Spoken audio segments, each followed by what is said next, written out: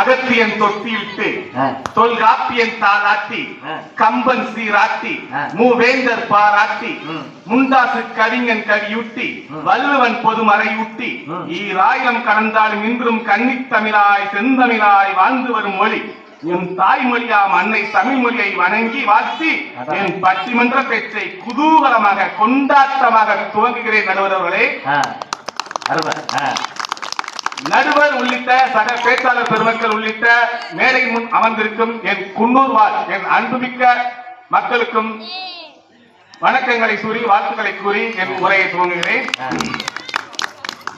புரட்சி நெருப்பின் புதல்வரை, போதி மரத்தின் அறிஞரை, சமத்துவத்தின் தந்தையரை, சாமானியனின் சேவகரை, சமத்துவ குமரரை, சட்டம் படித்தவரை, ஆரிய முட்புதரை அனலாய் எரித்தவரை, அடிமை சங்கிலியை அடித்து உடைத்தவரை, இந்திய அரசியல் அமைப்பின் தந்தையரே, இந்திய அரசியல் அமைப்பின் தந்தையரே.